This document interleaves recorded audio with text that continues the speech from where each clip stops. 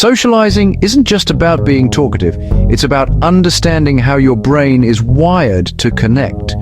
In this video, you'll learn how to unlock the hidden science of connection so you can socialize better and more easily. Most people believe socializing is a natural gift. You're either born with it or you're doomed to awkward small talk forever. It feels like some people just have the charm, while others struggle to even hold eye contact. However, science proves otherwise. Social skills are not magic, they're chemistry. Your brain literally releases bonding chemicals like oxytocin and dopamine every time you interact with someone, and you can train yourself to trigger them.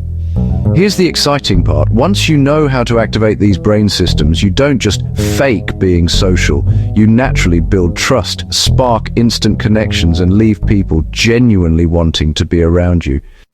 Meet Daniel, a shy college student who dreaded group discussions. He often thought, "I'm just not a people person." But when he learned about brain chemistry, everything changed. Daniel discovered that connection isn't about being the funniest or smartest in the room, it's about activating the brain's bonding chemicals. For example, something as simple as eye contact releases oxytocin, often called the trust hormone. That's why when someone looks into your eyes genuinely, you feel safer and closer to them instantly. He tested it at a class study group. Instead of avoiding eye contact, Daniel looked up when someone spoke, nodded slowly, and gave a slight smile. Within minutes, people leaned toward him, included him more, and even asked for his opinion. What happened? His brain and theirs were engaging in a chemical dance. Dopamine made the conversation feel rewarding, and oxytocin built trust. It wasn't magic, it was neuroscience at work. The lesson? Connection isn't about luck or talent, it's about small intentional actions that trigger brain chemistry. Once Daniel understood this, he realized anyone can learn to socialize better by learning to hack their brain's chemistry. Daniel's breakthrough with eye contact gave him confidence, but his next challenge was tougher. He still froze in conversations, unsure of what to say after the first few lines. At a friend's birthday party, he found himself standing awkwardly in a circle while others laughed and flowed effortlessly. His mind screamed, "Say something smart, don't look boring." But the harder he tried, the more tense he became.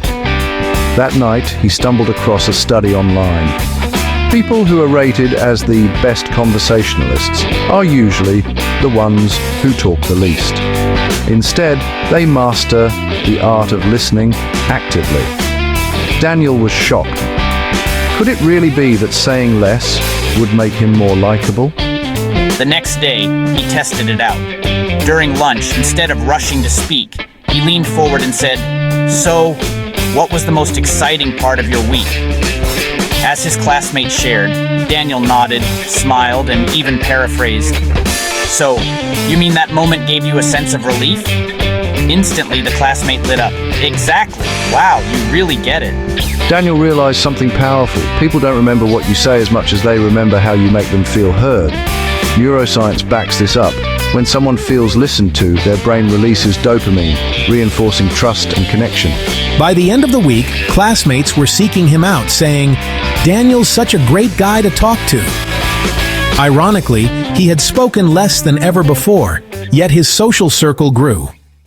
But then came the real test. During a networking event, Daniel faced a professor he admired. His heart raced. How could he apply listening when his nerves were screaming? This moment would push him into the next level of connection, understanding the power of mirror neurons, the brain's secret tool for instant rapport. Daniel stood across from Professor Ajay at the networking event, palms sweating, throat dry. This was the man whose research in behavioral psychology had inspired him to study social dynamics in the first place. Missing this chance wasn't an option. But as Daniel tried to speak, his voice cracked. He blurted out, "I've read your work on social cognition." His awkward delivery drew polite but distant nods. Panic swelled in his chest. "I'm losing him already." Then Daniel remembered something he had read about mirror neurons, the brain's copycat cells. These neurons fire not only when you act, but when you observe someone else. That's why yawns are contagious and why we bond with people who reflect our gestures and tone. So, Daniel tried it. He matched Professor Ajayi's relaxed posture, tilting his head slightly as the professor did. When Ajayi chuckled, Daniel echoed a softer laugh. He adjusted his tone to mirror the professor's calm, measured pace. Within minutes, something shifted. Ajayi leaned closer, his eyes warming. "Tell me," he asked, "what's your perspective on how students engage with these theories?"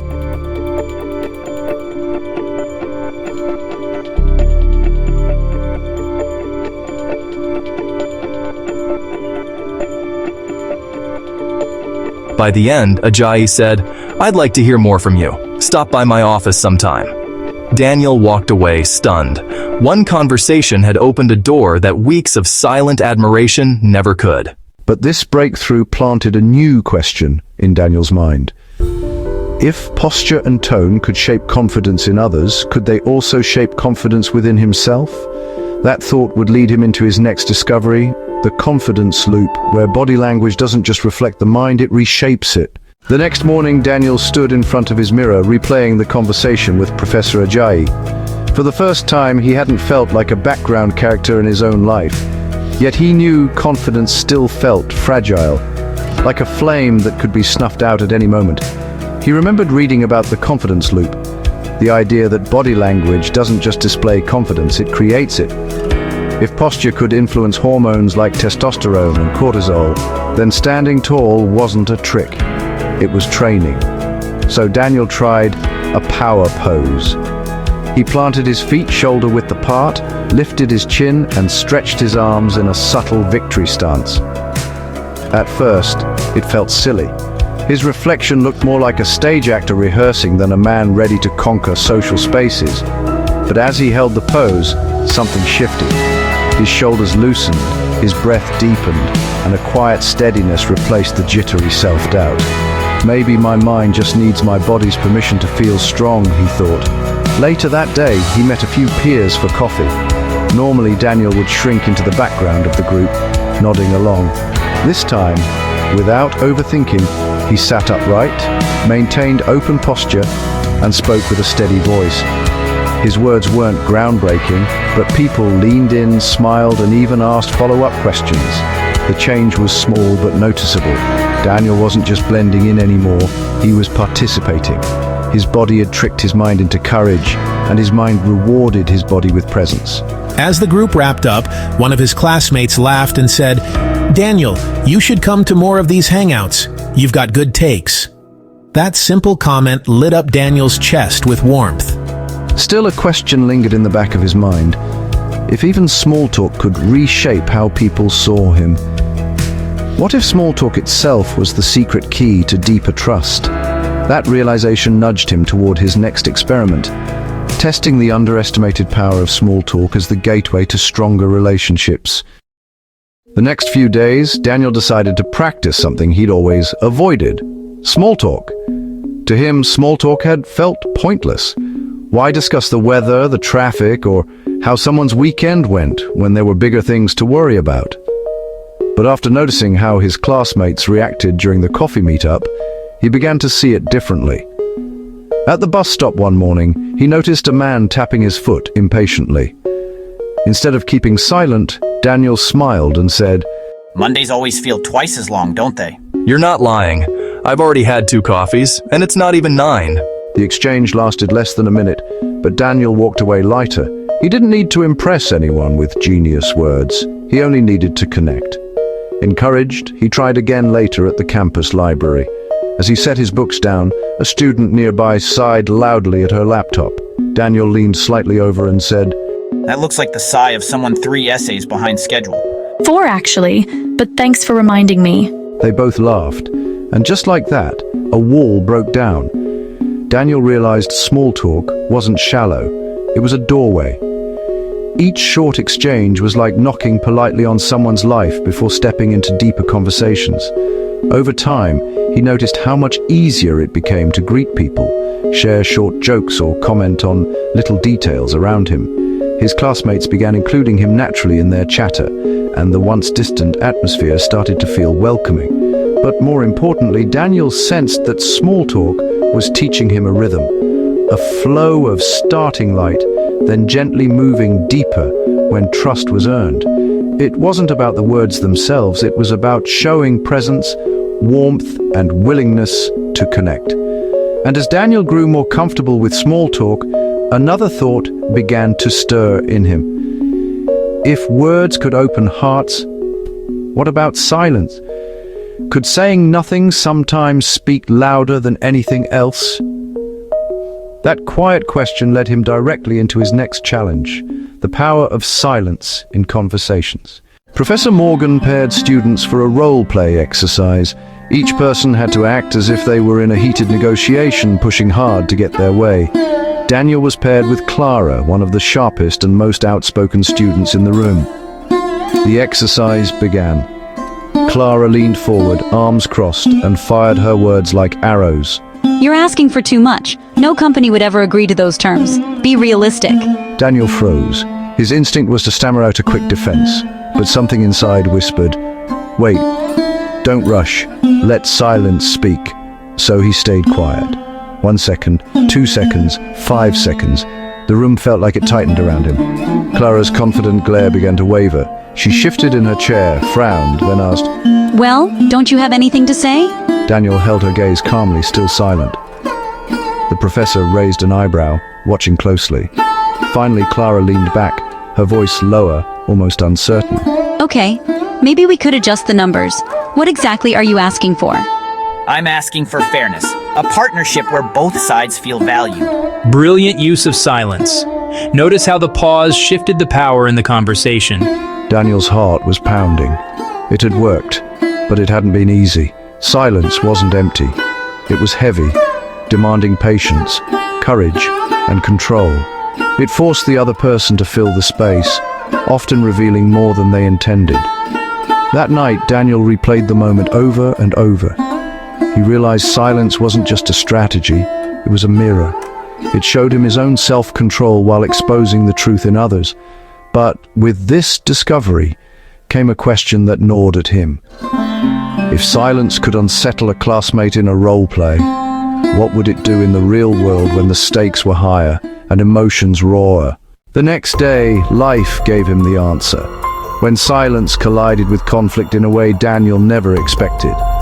Daniel never thought his greatest test with silence would happen outside class, but life had other plans. It was Friday evening in the cafeteria, buzzing with chatter and clinking trays. Daniel sat with his study group, laughing over an assignment, when suddenly 2 students at the next table began arguing. One of them, Mark, a senior with a quick temper, misunderstood Daniel's glance and snapped, "What are you staring at, freshman? You think this is funny?" The laughter at Daniel's table died instantly. All eyes turned to him. Mark's voice cut sharper. Daniel's heart raced. Every instinct screamed, "Say something, defend yourself, don't look weak." But another memory pushed in, Professor Morgan's words. Silence can shift the power. So Daniel didn't speak. He simply held Mark's gaze, steady and unflinching. Seconds dragged on like hours. The cafeteria seemed to shrink, the tension thick enough to choke. "You think you're better than me, huh? Too scared to talk?" Just say something before he loses it. But Daniel didn't move. His calm stare began to feel heavier than Mark's rage. Slowly, Mark's voice cracked. His eyes darted to the side, then back. He scoffed, muttered under his breath, and finally grabbed his tray. "Forget this. Not worth my time." The cafeteria exhaled all at once. Conversations resumed, whispers buzzing about what just happened. Daniel's chest was tight, but inside he felt a strange surge of strength. Silence hadn't just saved him. It had disarmed someone more powerful. That night, lying in bed, he realized silence could both protect and provoke. But was it enough to build trust, not just win conflicts? Could it be used to connect, not only to defend? The answer began to unfold the next week, when Daniel discovered the art of asking questions, turning silence into curiosity. The cafeteria incident made Daniel something of a campus mystery. People whispered about the freshman who silenced Mark without saying a word. Some admired him, others feared him. But Daniel didn't want fear, he wanted connection. So he decided to test Professor Morgan's next lesson. Curiosity is the bridge between silence and connection. The opportunity came during a group study session. Lisa, one of his classmates, sat across the table, flipping her pen nervously. Everyone else debated formulas, but Daniel noticed she hadn't spoken once. Remembering Morgan's advice, he leaned forward. "You've been quiet, Lisa," he said softly. "What do you think about this problem?" Her eyes widened. For a moment she looked cornered, then defensive. "Why do you care what I think?" she snapped louder than intended. Looks like Mr. Silent finally speaks, and people already don't like it. Daniel's face burned. His experiment with curiosity was about to implode. He could retreat into silence again, but something inside told him this was a moment he couldn't abandon. So he didn't defend himself. Instead, he asked calmly, "Because I think your perspective might be different from the rest of ours, and we could use that."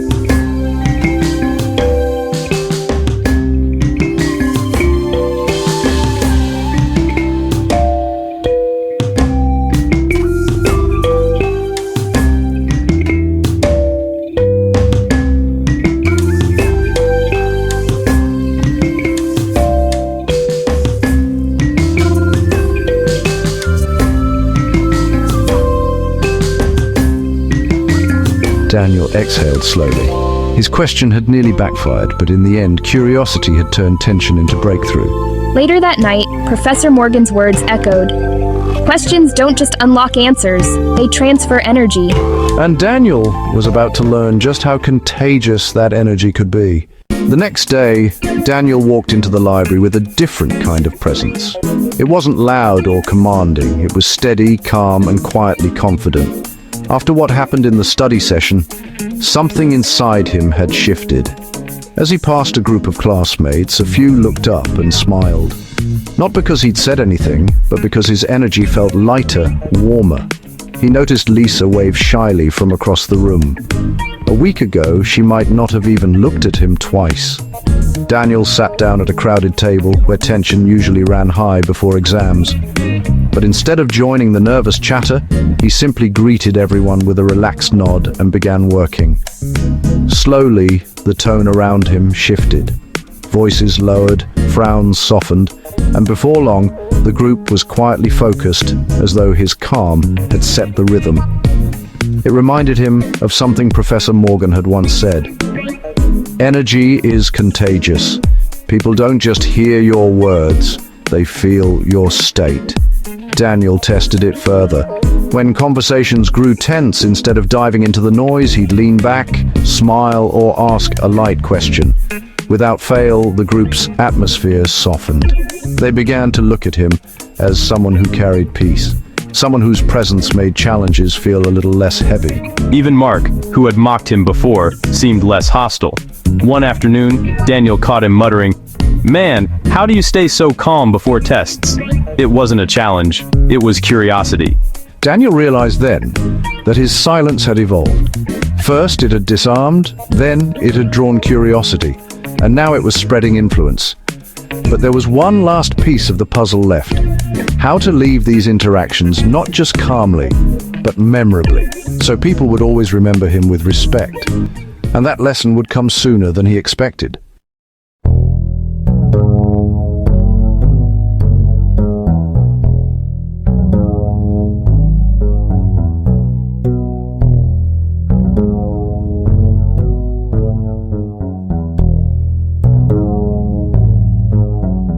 Daniel, I don't know how you do it.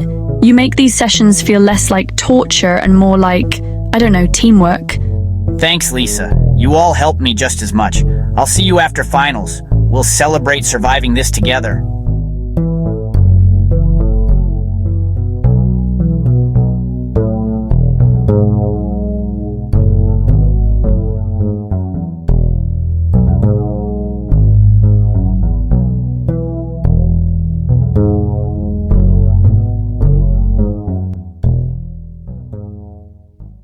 Over the next days, Daniel applied this everywhere. When chatting with classmates in the hallway, he would end with a genuine compliment or a light promise to reconnect. At a cafe, he left after making someone laugh, ensuring their last memory of him was uplifting. The exit strategy became his secret weapon. He realized people rarely remembered the entire conversation. They remembered the last moment, and because Daniel always exited with warmth, he became someone others looked forward to seeing again. By the time exams ended, Daniel wasn't just the quiet guy anymore. He was the one people trusted, respected, and gravitated toward. His silence had transformed from insecurity into influence. So celebration? Absolutely, let's make it one to remember. And this time, he knew they already would.